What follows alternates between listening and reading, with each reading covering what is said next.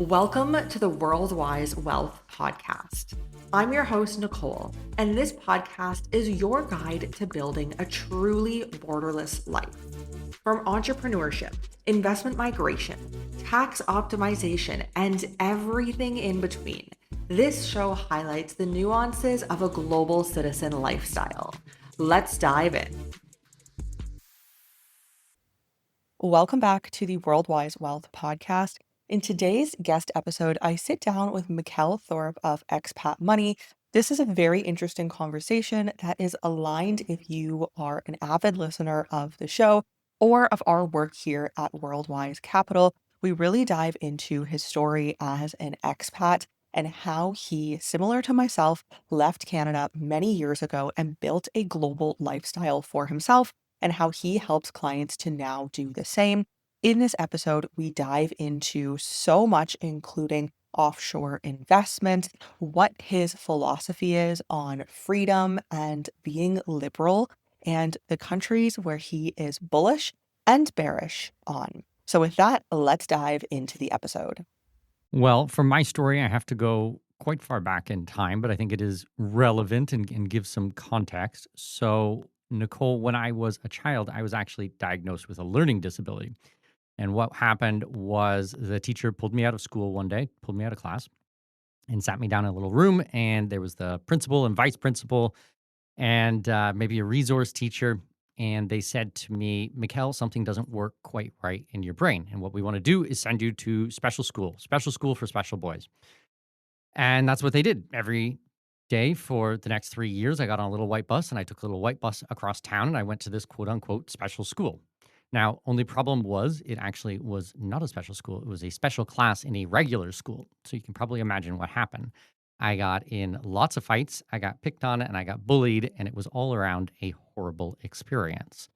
Now, after 3 years, I finally got to go back to my neighborhood school, and I was super excited, and I was so happy. And I thought, you know what? All my friends, they're going to be missing me, and everyone's going to be wondering what happened to me. They're going to be so excited to see me.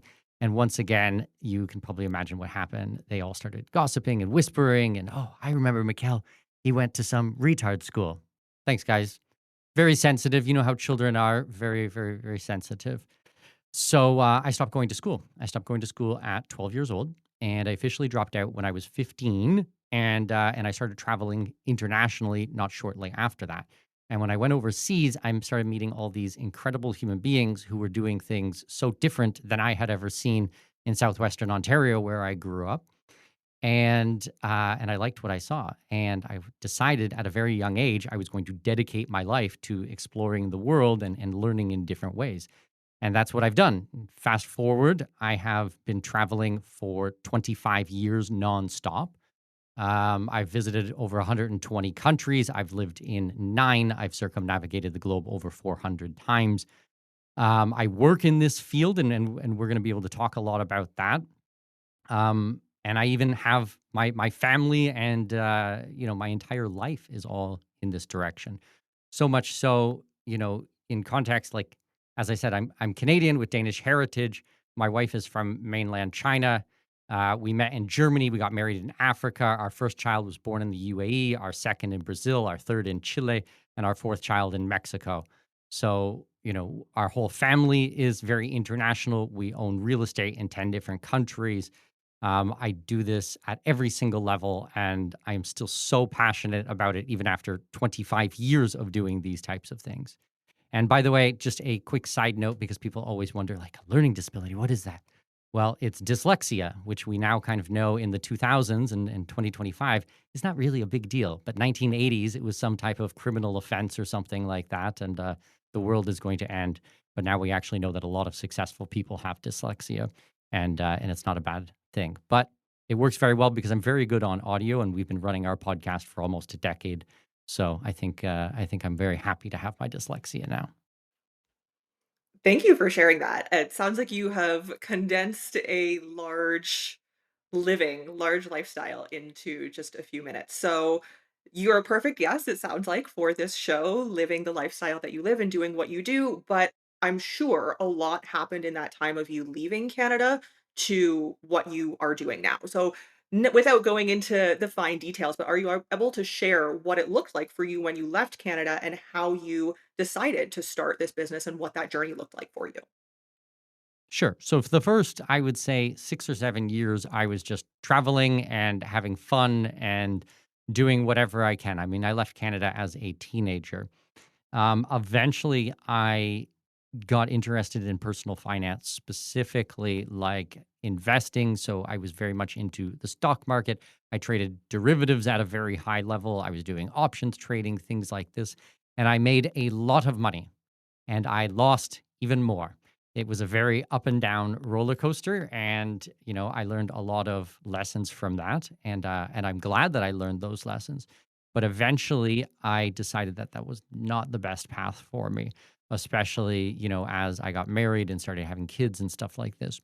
So I wanted to move into something that I really had an advantage of, and I wanted to try entrepreneurship. I was already doing some business coaching and some investing coaching on the side for a few years, but just under 10 years ago, I started Expat Money. So what I did was try to find something I already knew and was already an expert in, and then something I was passionate about. So I was already knew traveling and living overseas and dealing with these tax strategies because I'd already been doing it for 15 years at that point.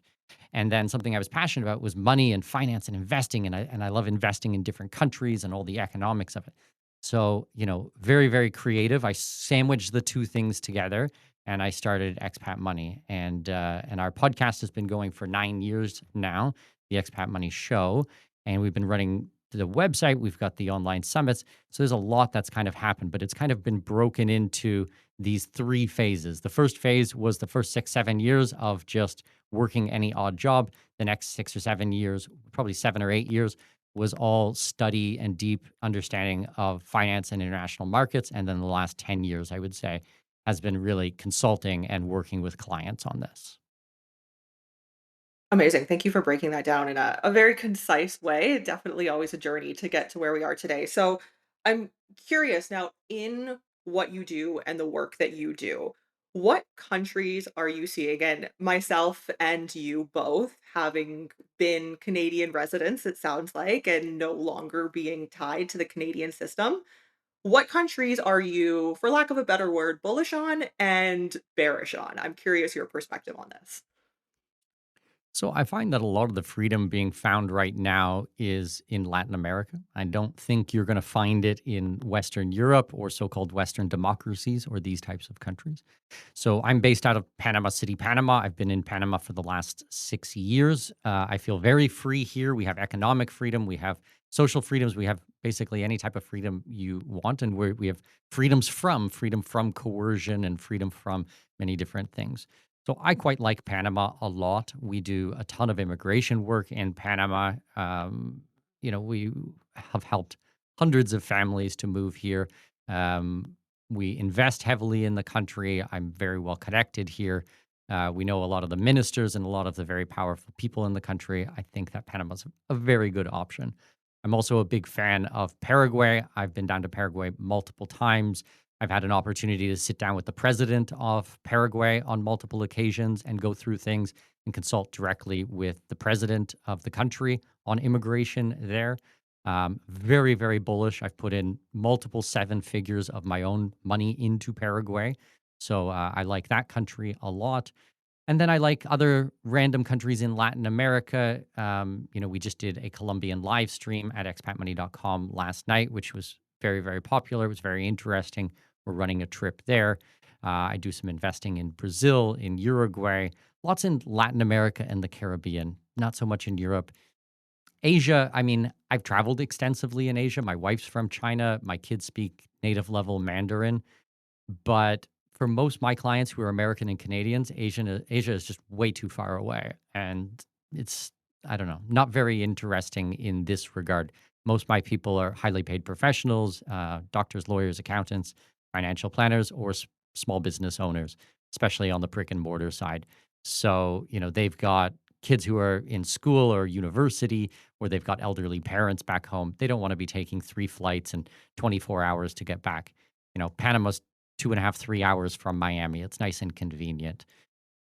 And then, I mean, I have a little bit of investment in Africa. I lived in the South Pacific for 4 years. I don't really do much in those areas anymore, but that's because there's just I mean, the laws are not very good in a lot of these countries at the moment, and there's not a huge demand for it. So I'm searching for freedom, and I'm trying to help clients, achieve the freedom that they want. Make sense?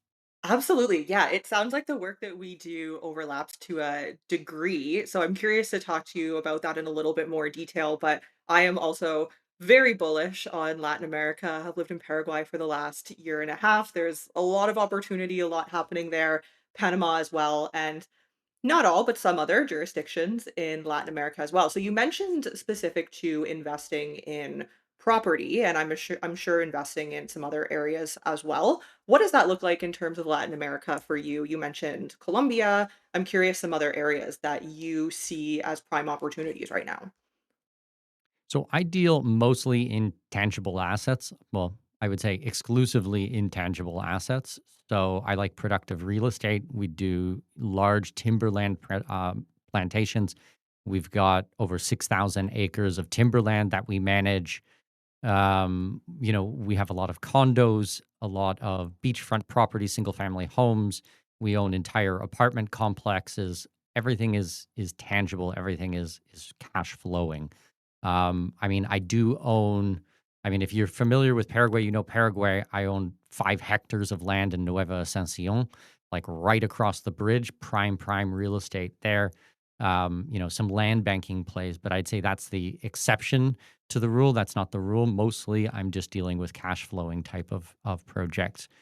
I'm very bullish on gold and silver and have been for many years. Also tangible, not cash flowing, but still tangible. And then I've been in Bitcoin since 2016, also not cash flowing, arguably tangible, depending what you decide. I mean, can't be inflated away, can't be manipulated, can't be hacked, things like this.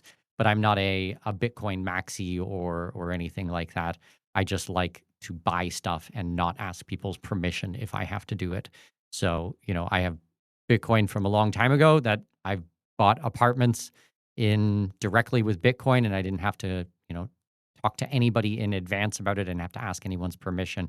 So that's always very good for me. But I stay away from stock markets. I stay away from risky investments or speculation or guessing what the price is going to be. I'm mostly just focusing on cash flowing productive real estate. Call it 80 some odd percent of the portfolio. Yeah, I'm definitely the same. I was just having this conversation with someone the other day of anything where there's too much government involvement or centralization. It's not a preferred investment option for myself. So it sounds like it's a similar ethos to you.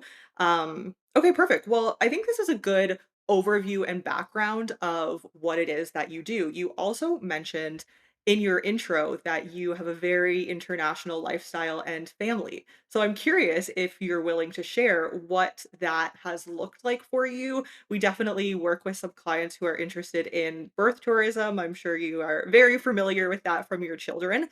So I'm curious what that journey has looked like for you from a family perspective. Yeah, I mean, we're very much about options. I think options are the best thing we can offer to our family and to our kids and to ourselves. So all of my kids have multiple passports. They all speak multiple languages. I mean, my eldest is 9 years old and she's native level English, native level Spanish, native level Mandarin Chinese, and speaks fluent Portuguese. She's also studied Russian and Arabic as well.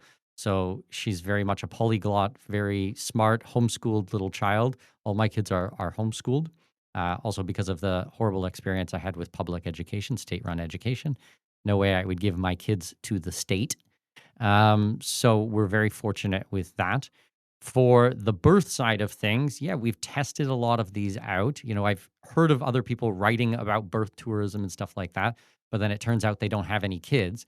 And so I'm like, well, this is not really congruent. I think it's kind of best to learn from someone who's actually done this and been through the process. So my wife and I have actually, flown into a country, given birth, and gone through the whole system. So much so that we actually started a small sister company called My Birth Abroad, mybirthabroad.com, with one of my clients who he's got 3 kids and they're all born in 3 different countries as well. And then another colleague, another friend of ours. So the three of us take it over, started this company, and we've got families that are giving birth around the world in different countries right now and picking up passports and citizenships. And it's a fun little project, and it's cool to get the feedback and to be able to help the families. We are very much a family first organization. So all of our trips, all of our tours, our conferences, we get hundreds of people who arrive for our conferences, and we've got a kids zone for them, and we've got, babies, newborn infants, all the way to people in their 80s. Like we had a gentleman, we had a dozen guys in their 70s, late 70s, and then a couple guys one guy who was 84 years old at our last conference. So we have the whole mix of multiple generations at our events, which for me is amazing because I think there's so much to be learned from both our elders, but also from the kids too. There's so much to be learned from them. So our events have a lot of life and things like this. So it's very much family first. Yeah, I find it very interesting, and I appreciate you bringing that up because I do, and I'm sure you see this as well. It's such a age diversification nowadays of families, individuals, those who are just getting started in their career who are looking to diversify, whether it be their assets, their business, maybe just themselves and their residencies to get started. But I think it is becoming a lot more mainstream, I would say, especially in the last 5 years, let's say, as an average time frame. But 5 I years, do 4 months, and yeah, it's funny how that works, right? right, exactly. But I do think it's something that people are increasingly, especially from Western countries, I mean globally, but especially from Western countries, seeing the importance of having diversification. So, on that note, I am curious if you had to define what does freedom mean to you, what would that definition be, and how have you seen that evolve over time? I mean, for me, I guess the non-aggression principle is probably the most concise way of putting it. So, do all that you say you will do, and do not encroach on other people or their property. For me, this is the basis. This is the north star of everything that I do. And then the sister or the cousin to the non-aggression principle is personal responsibility. I mean, personal responsibility is the thread that ties everything together in my life and in my company's life. We've got over 30 staff, and everything is based on all our hiring and our quarterly reviews, and our performance and everything like that is all based on personal responsibility and the non-aggression principle. And we were joking. There's another organization out there, and I swear they do all of their hiring based on what the people look like. Like they'll have the most beautiful women as all over the website as their staff members, and maybe they're very competent. I have no idea. And I'm like, my group, I'm like, we're hiring based on values and like ethics and morals. Like that is the number one thing for us. And it's kind of funny as well because people who work with me for like years and years and years.